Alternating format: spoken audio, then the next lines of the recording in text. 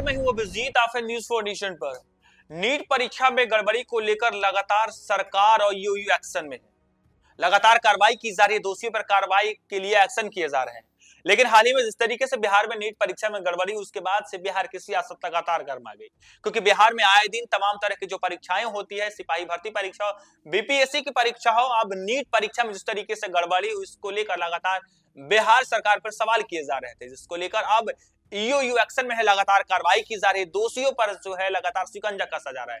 तो वहीं दूसरी तरफ जब पटना के पीएमसीएच मेडिकल कॉलेज के एक हॉस्टल में आग लगी, तो उसमें नीट परीक्षा में गड़बड़ी को लेकर बड़े खुलासे हुए। उस हॉस्टल में जो है कई तरह की जो है नीट परीक्षा से जुड़े पेपर मिले, दस्तावेज मिले। उसमें बताया जा रहा है कि नीट परीक्षा में पिछले कई वर्षों का एडमिट कार्ड मिला, फर्जी एडमिट कार्ड मिला, कैश पैसे मिले, और इसके बाद ईओई अब एक्शन में आ गई है।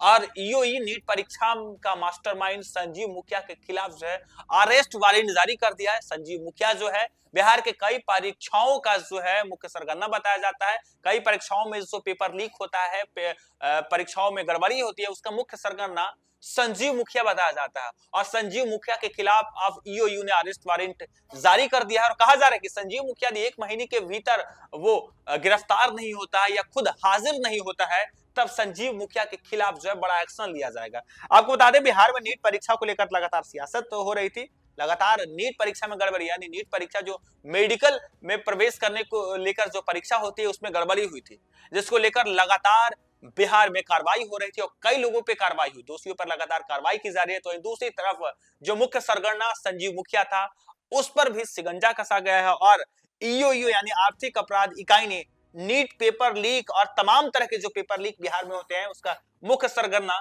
संजीव मुखिया के खिलाफ गिरफ्तार वारंट हासिल कर लिया है।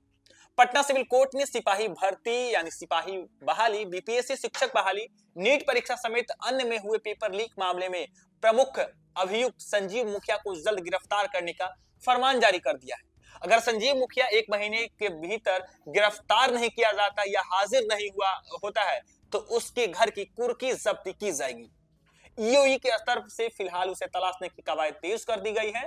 कुछ दिन पहले तक उसने नेपाल में छिपे होने की सूचना मिली थी, लेकिन अब उसके किसी अन्य स्थान पर छिपे होने की सूचना मिल रही है। ईओयू की टीम ने उसे गिरफ्तार करने के लिए प्रयास तेज कर दिया है।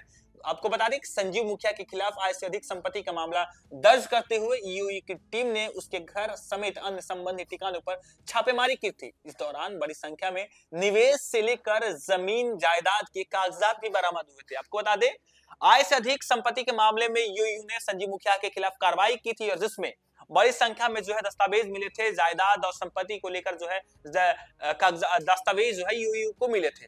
और ऐसे बताया जा रहा है कि संजीव मुखिया पिछले कई दिनों से फरार है। नेपाल में उसकी होने की जो है वो बात कही जा रही थी, लेकिन अब कहा जा रहा है कि वो नेपाल में ही नहीं हो, कहीं और दूसरे जगह छिपा हुआ है। हालांकि ईओयू नीट परीक्षा और तमाम तरह के बिहार के परीक्षा का जो सरगना है, जो काम करता है, संजीव मुखिया मास्टरमाइंड बताया जाता है, उसकी गिरफ्तारी की प्रक्रिया जो है तेज कर दे, लगातार उसकी गिरफ्तारी के लिए सर्च किए जा रहे हैं।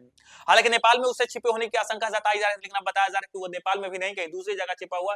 अब जब अरेस्ट वारंट जारी हो गया है, तब प्रक्रिया तेज कर दी है गिरफ्तार करने को, जल्द उस गिरफ्तार कर लिया जाएगा। हालांकि ये भी कहा जा रहा है कि यदि 1 महीने के भीतर संजीव मुखिया, जो कि मुख्य आरोपी बताया जा रहा है बिहार के तमाम परीक्षाओं में गड़बड़ी को लेकर, यदि 1 महीने में गिरफ्तार नहीं होता या खुद हाजिर नहीं होता, तो उसके घर पर कुर्की जब्ती भी की जाएगी।